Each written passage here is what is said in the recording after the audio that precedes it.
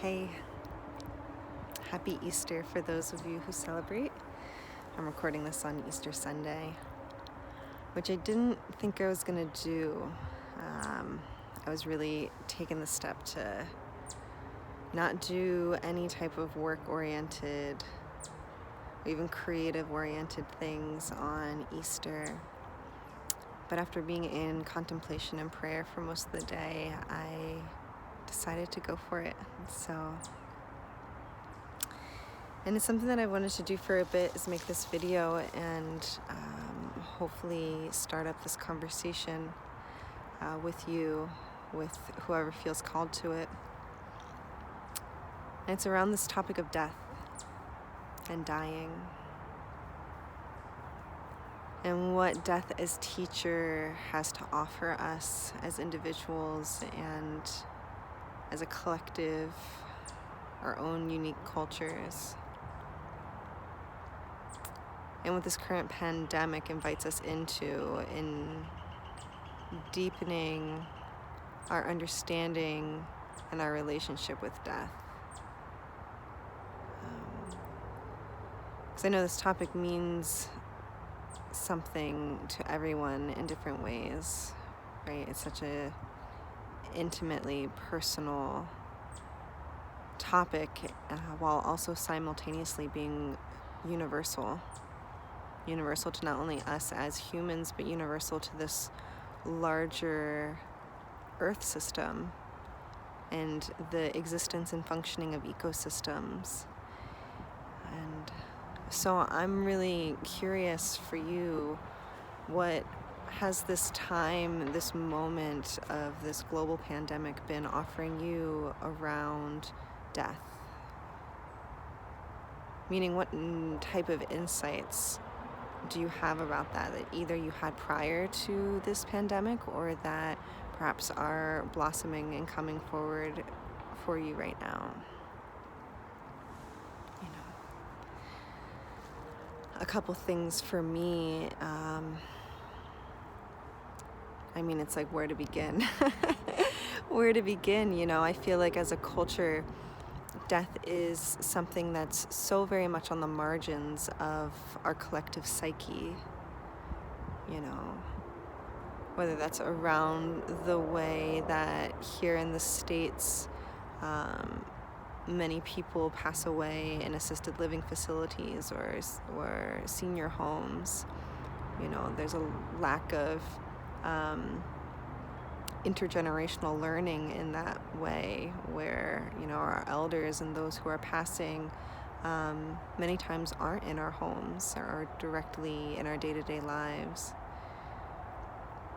Or even the way that our culture fetishizes youth, right? From products and gimmicks that help us stay younger, look younger, to the way that the media really upholds youth as being the most valued thing. So culturally, I feel like this is such an opportunity right now to really integrate the reality of death into our life more, into our collective psyche more. I had a friend recently who was talking about how when we're thinking about circular economies and thinking about regenerative economies, regenerative systems, how death is a crucial part of that, right? The fertility that death offers new life, or is actually the basis of new life. And then at a more human level, my partner's a medical professional here in New York City. I'm recording this video in a park right by my house in the Bronx. That part of it is closed off for more hospitals to be built there. And I know people, thank God, a couple links away, but people who have passed away during this time. And as well, deep reflection on just the possibility and the potential of the number of lives that we could lose here during this pandemic, because of the virus, but then also because of the lack of basic necessities that many people, that huge groups of people throughout the world don't have to be able to withstand and really come out on the other side of this whole thing. So I mean, on a more personal level, on that more humanistic level, right, that more body-based level, for me, it's been, what's been coming through are just prayers. Prayers to offer up every time I hear an ambulance. Prayers that I offer to those in passing right now, even if they're alone, which many are, besides their roommates within the hospital space that they're in, just that prayer and envisioning of them being encased and enwrapped in love right now during this time, the love of God. So for me during this time, I'm, with grace and ease, but a sincere openness to allowing the reality of the amount of dying that's taking place to really permeate my being and my body.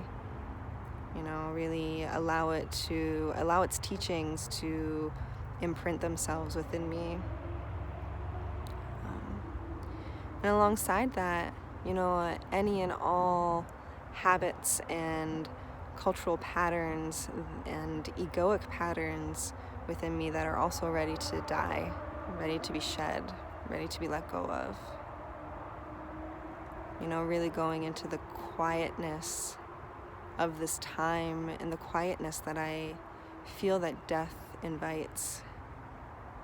That darkness, that quietness, to really permission that which is ready to be let go of, ready to leave, ready to move on. And that quietness, that deep-centered quietness of my heart and my being, giving it full permission to do so. So that's what is alive for me around this topic of death. I would very, very much sincerely love to hear from you.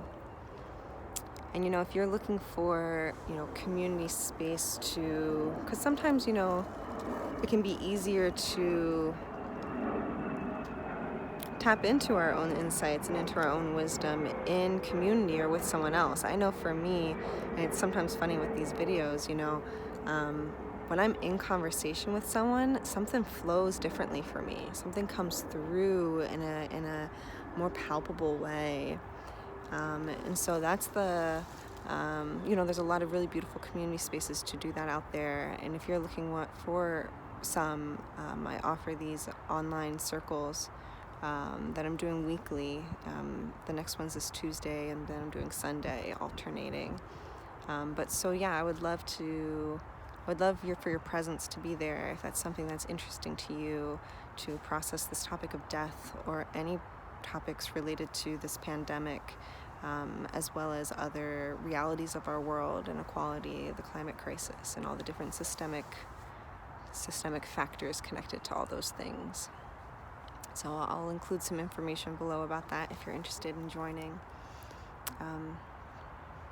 From my heart to yours, I'm sending you a lot of love on this Easter Sunday, and holding a lot of hope and blessings for the teachings that are coming through for all of us in our own unique ways during this time. All right, God bless.